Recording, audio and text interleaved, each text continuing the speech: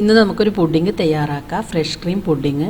തീർച്ചയായും നിങ്ങളിത് ട്രൈ ചെയ്ത് നോക്കണം. അത്രക്കും ഒരു ടേസ്റ്റി ആയിട്ടുള്ളൊരു പുഡിംഗാണ്. നിങ്ങളിത് ഉണ്ടാക്കി നോക്കിയിട്ടുണ്ടെങ്കിൽ നിങ്ങൾക്ക് എന്തായാലും ഇഷ്ടമാകും. എന്നാൽ നമുക്ക് വളരെ എളുപ്പത്തിൽ തന്നെ ഇത് ഉണ്ടാക്കാനും പറ്റും. അപ്പം ഈ ഒരു ഫ്രഷ് ക്രീം പുഡിംഗ് എങ്ങനെയാണ് തയ്യാറാക്കുന്നത് നോക്കാം. നമുക്ക് ആദ്യം ജലാറ്റിനിൽ തിളച്ച വെള്ളം ഒഴിച്ച് വെക്കാം. ഞാനിവിടെ 10 ഗ്രാം ജലാറ്റിനാണ് എടുത്തിട്ടുള്ളത്. ഈ ഒരു ജലാറ്റിന് പകരം നിങ്ങൾക്ക് 10 ഗ്രാം ചൈന ഗ്രാസ് എടുത്താലും മതി. അപ്പം ഈ ഒരു ജലാറ്റിനിലേക്ക് ഞാനിവിടെ 1/4 കപ്പ് തിളച്ച വെള്ളമാണ് എടുത്തിട്ടുള്ളത്. നല്ല തിളച്ച വെള്ളം തന്നെ എടുക്കണം. ഈ ഒരു വെള്ളം നമുക്കിതിലേക്ക് ഒഴിച്ച് വെക്കാം. അപ്പോൾ ഈ ഒരു ജലാറ്റിനൊന്ന് കുതിർന്ന് വരുമ്പോഴത്തേക്കും നമുക്ക് പാലൊന്ന് ചൂടാക്കി എടുക്കാം. ഞാനിവിടെ 2 കപ്പ് പാലാണ് എടുത്തിട്ടുള്ളത്. ഈ ഒരു പാൽ നമുക്കൊരു പാത്രത്തിലേക്ക് ഒഴിച്ചു കൊടുക്കാം. ഇനി ഇതിലേക്ക് ചേർക്കുന്നത് പഞ്ചസാരയാണ്. ഞാനിവിടെ 1/2 കപ്പ് പഞ്ചസാര എടുത്തിട്ടുണ്ട്. ഈ ഒരു പഞ്ചസാര കൂടി നമുക്കിതിലേക്ക് ഇട്ട് കൊടുക്കാം. ഇനി ഇതിലേക്ക് ഒരു നുള്ളു ഉപ്പ് കൂടി ചേർത്ത് നമുക്ക് ഈ ഒരു പാലൊന്ന് തിളപ്പിച്ചെടുക്കാം. ഇപ്പോൾ പാൽ തിളച്ച് വരുന്നുണ്ട്. ഇനി ജലാറ്റിൻ ഇതിലേക്ക് ഒഴിച്ചിട്ട് നന്നായിട്ടൊന്ന് മിക്സ് ചെയ്തതിന് ശേഷം ഫ്ലെയിം ഓഫ് ചെയ്യാം.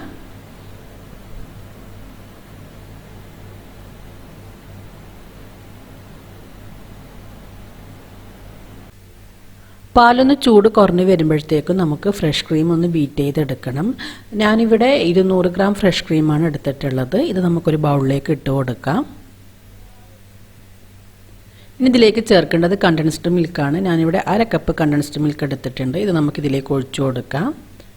ഇനി ഒരു ഫ്രഷ് ക്രീമും കണ്ടൻസ്ഡ് മിൽക്കും നന്നായിട്ട് ഒരു വിസ്ക് വെച്ച് ബീറ്റ് ചെയ്തെടുക്കണം.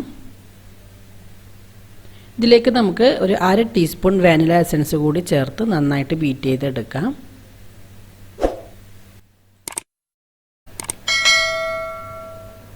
ഇപ്പോൾ ഞാനിവിടെ ഫ്രഷ് ക്രീം നന്നായിട്ട് ബീറ്റ് ചെയ്തെടുത്തിട്ടുണ്ട്.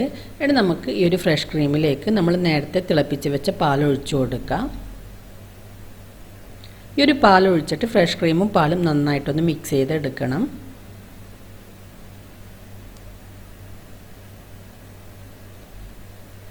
ഇനി ഒരു പാല് നമ്മൾ എന്തിലാണോ പുഡിങ് സെറ്റ് ചെയ്യുന്നത് അതിലേക്ക് ഒഴിച്ചു കൊടുക്കാം.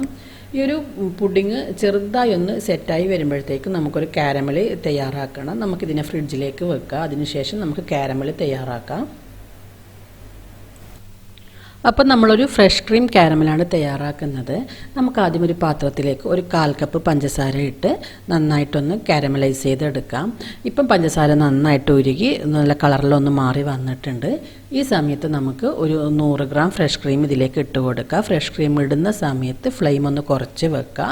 അതിനുശേഷം ഈ ഒരു കാരമലിലേക്ക് ഫ്രഷ് ക്രീം നന്നായിട്ട് മിക്സ് ചെയ്ത് കൊടുക്കാം.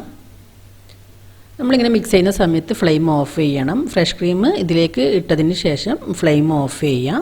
എന്നിട്ട് നന്നായിട്ടൊന്ന് ഫ്രഷ് ക്രീം ഇതിലേക്ക് മിക്സ് ചെയ്ത് കൊടുത്താൽ മതി.